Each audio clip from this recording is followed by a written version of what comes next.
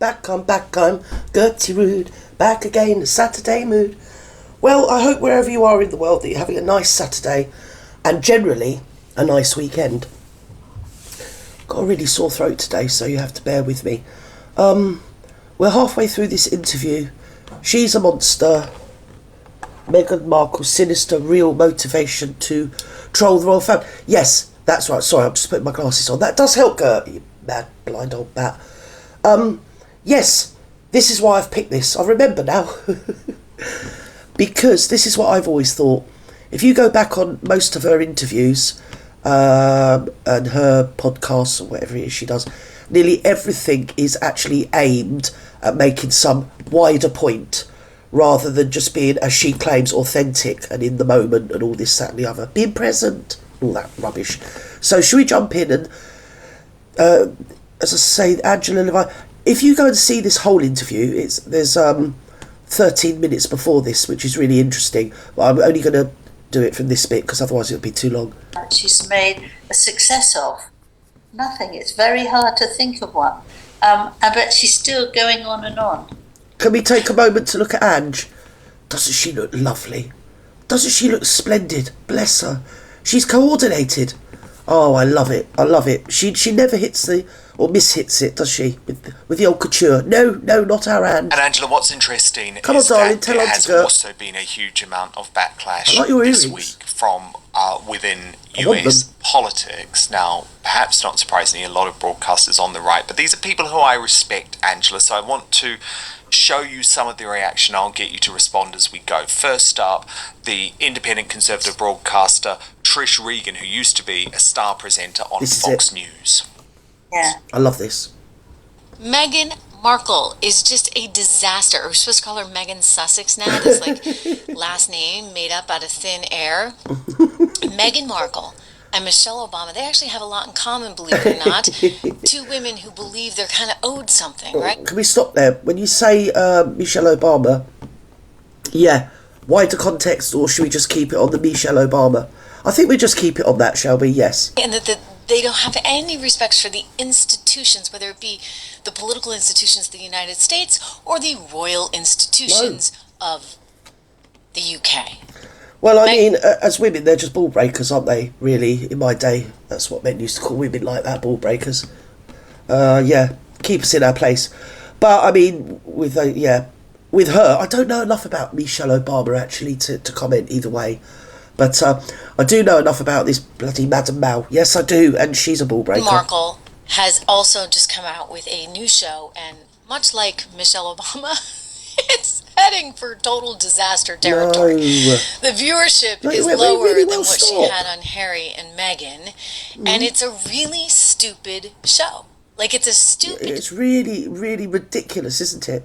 I think they made a point. It was like... I mean, if Ruby Wax had popped up in it, I wouldn't have been at all surprised. It would have been an absolute trailblazer. It would have been number one. But it was like a mental asylum for rich women, wasn't it, really? It really was like a day out. This is what they do in this very posh asylum. They wander around the garden, picking up chives and...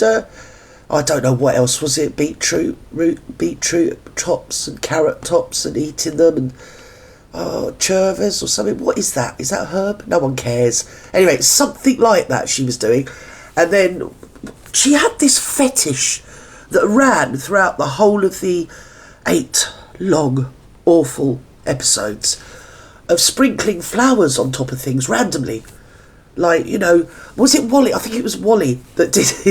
She did an excellent thumbnail where she got her plate of fish and chips and she sprinkled petals all over the top of it. It was hilarious. I was wetting myself laughing.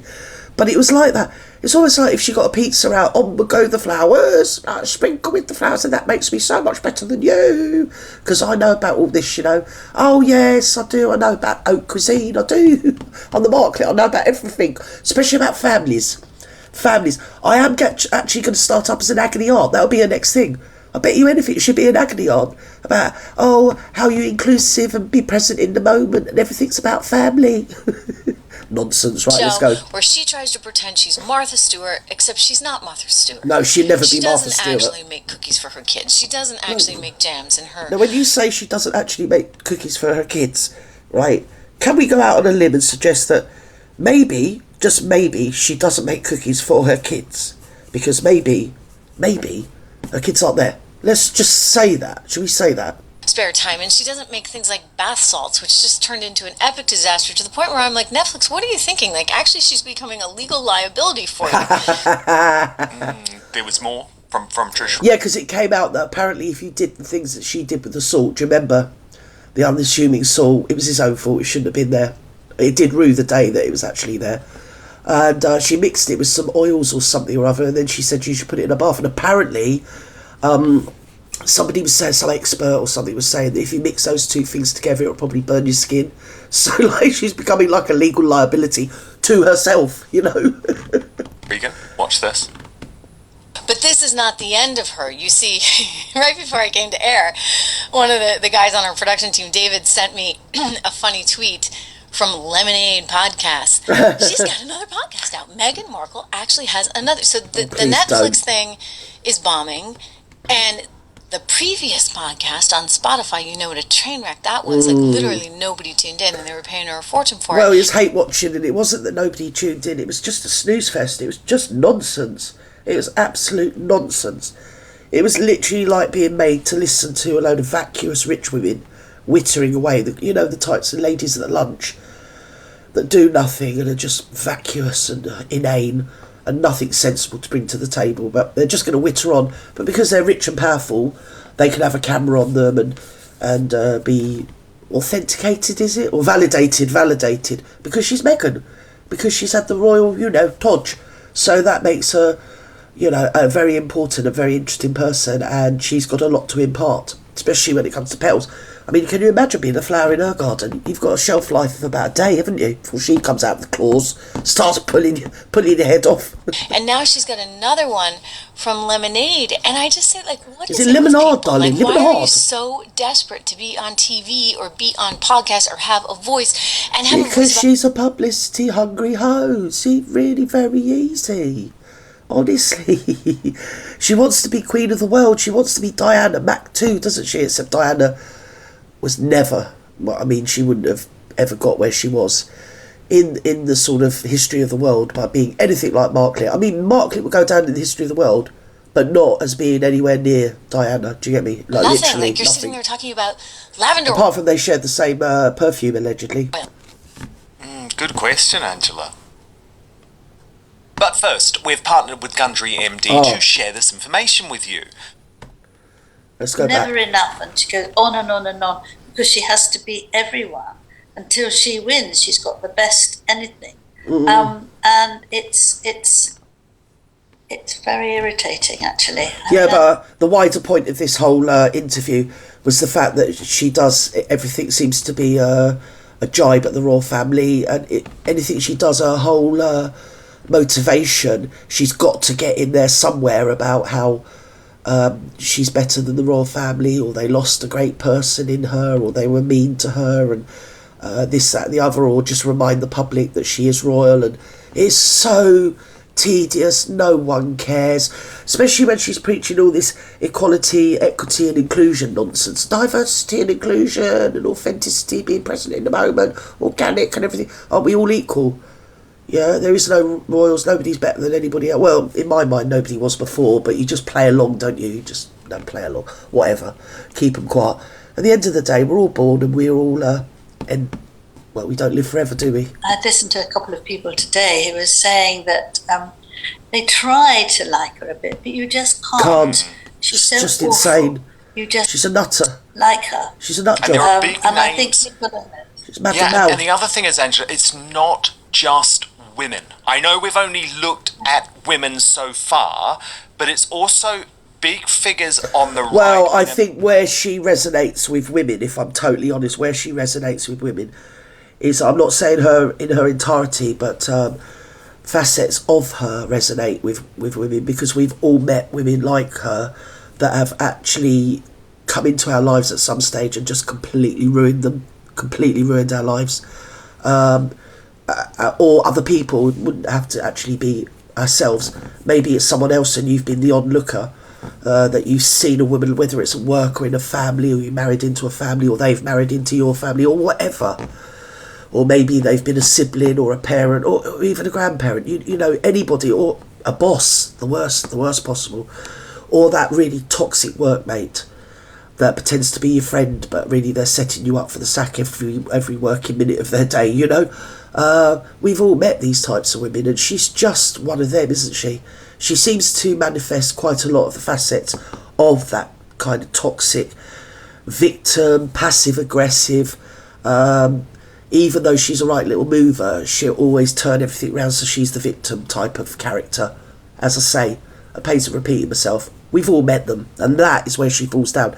And 50% of the globe is women, so she's never going to get it by us. America, guys who are now speaking about out against this, and again, I wanted to watch with you, and then we'll react after. First up, Ben Shapiro of the Daily Wire. Oh, he don't like her neither. Apparently, if you don't like Meghan Markle's cooking show and you think it's boring or stupid, that's because you don't like black people. And one columnist named Kayera Kelly writes for HelloBeautiful.com. It's all about, wait for it, racism. Oh. Yes, indeed, racism. How stupid do you have to be, truly, in order to believe that Americans will not watch black women on television presenting sort of soft topics? Has she ever watched like one episode of Good Morning America? I know. It's such a left-wing viewpoint. All this racial reductivism, right? Every issue can be... See, that's the annoying thing as well. That, sorry, Ben, but that is a thing that if you go back on my back catalogue, I've continually sort of brought up every now and again across the years, that every time that she gets herself this whole mantle of black American confident woman of colour, yeah, she's actually doing another woman that has actually done the things she's pretending to do, and more, out of, or even half a dozen women that have done the things she's pretending to do, and and they're being sidelined for her just because she's with a royal Todge, because that's what it boils down to at the end of the day. Like somebody pointed out, he always has to walk behind her, he always looks nervously at her before he answers a question. He's only allowed on ever at the end for a couple of minutes. He's never allowed to shine or seem to be the prince that he is, or the character that we know him to be. It's always got to be her front and centre, face the camera the whole time. And if the camera ever does go off her, then you get you get the dark eyes, don't you? Yes, they darken over, as Lady C says. She's damn right, because I've watched her enough times. I've noticed it myself. They cloud over in a most unsettling way, really, you know. Honest. I mean, at my age, don't scare me. If anything, I'd just say, what you're looking at, love. Do you know what I mean? Sorry, have I got something? Don't look at me like that, lovey. You know. But she doesn't put herself around everyday people. She always makes sure she's got people that are blowing smoke up her butt. Because she's got the money to do it now. Because she's protected by the royal Todger. Basically, let's be honest, that's what it boils down to. If it wasn't for that, she'd just be, whatever she is. But, because it doesn't seem to be that they are Love's young dream. I do think that Drew Barrymore was set up to say that. I really do. If you watch it over again, that was like a pre-scripted thing she said. Do you remember the Drew Barrymore interview when she said, "Oh, I just wanted to let you know that every time I talk to people about you, they always say you and Harry seem so hot for one another." And Marklet pretends to look all shocked and sort of a bit coquettish and a bit, "Oh no, really? Do you think that? Oh, a little bit embarrassed I am now," and all that nonsense. Yeah, that is why she's so annoying. She's just annoying. Down to, if you don't like what's happening, it's because you have a problem secretly. Your secret motivation is racism. Yeah. Now, I gotta be honest with you, I don't really like secret motivations. Usually people's motivations are pretty open and obvious. If people said about Meghan Markle that they don't like interracial marriage, okay, it's about racism now. But if the idea is I don't like watching her and her annoying friends make oil-scented candles or whatever in the hills of Montecito after she married into wealth, that's annoying to me. I don't understand what that has to do with her race. Angela, he's completely right. I'm one of the biggest fans of Candace Owens, and I've got if I couldn't even stand here and say, well, I like this lady and that lady and the other lady, because, especially because I'm on TikTok as well, there's a lot of amazing ladies on there that are real, what would you say, come out with words of wisdom and very astute, and I really don't notice what I'm being told I must notice by the Marklet. Because to me, there's a lady on there that's she's a weight loss lady, and I vicariously lose weight watching her. If you get me, I'm talking about TikTok. I love it, and now I'm thinking about it. she happens to be an African-American lady, a black African-American lady. Oh, that is, yeah, African-American. Sorry, I'm a bit amused today, as you can imagine. But, yeah, I love watching her. And now I'm being forced to sort of say, oh, well, she's black. That's just so, ugh. And she's put that on the public table. No one cares about any of those things anymore. She definitely doesn't care when she's being racist towards white people. Let's have it right, because last time I looked, I think the royal family are all white. And inverted snobbery and inverted racism are just as bad as the opposites, aren't they? They really are. Of course, yes. Well, she uses somebody being racist many, many times. Yeah. I mean, she did that. It's like saying, oh, well, you know, you could be rude to rich people because they're rich. No, you can't. And as much as I would defend somebody saying, well, I'm rich, I could be rude to a poor person. No, you can't. Well, I'm white, so I could be rude to a Chinese person. No, you can't. And likewise, vice versa. So when she boils it down all the time to race, it's her being very disingenuous and, circumspect with the truth. From the moving away from the palace, she just knows that she could do that, and nobody can argue with it, really, because she says it so formidably. And although you can say, no, I'm not, I love black people. No, well, that's what she wants you to do. That is what she's trying to do.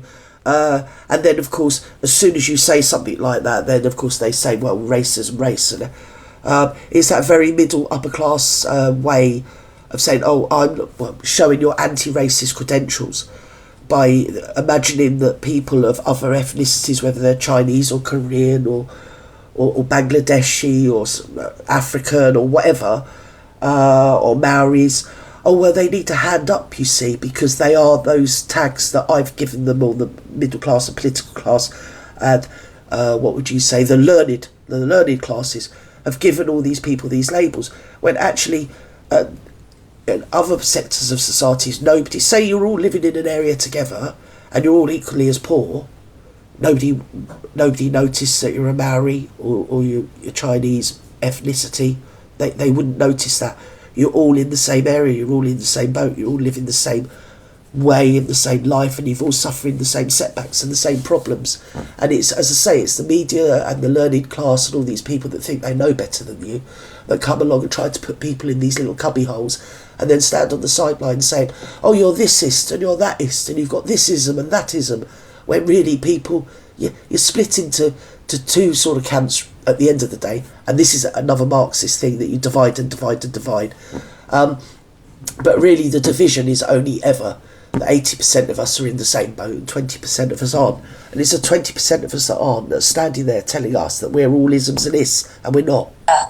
She won't let you. And this is the thing that she's used for all the time now. But if you see who her friends are, somebody mentioned this about her, when she was... Sorry, I'm just standing there, I've got so many chins. My chins have just... I think they've left home. When you say friends, Angie, I know you're being nice because you're looking amazing. I love it. Obviously, you're copying me, because why wouldn't you? But who are these friends?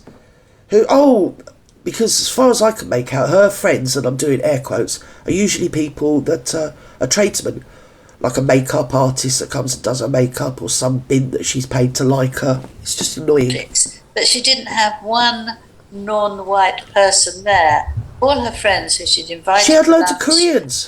Or tea, or she had Korean people either, there. Could they? Blur balloon. Taiwan.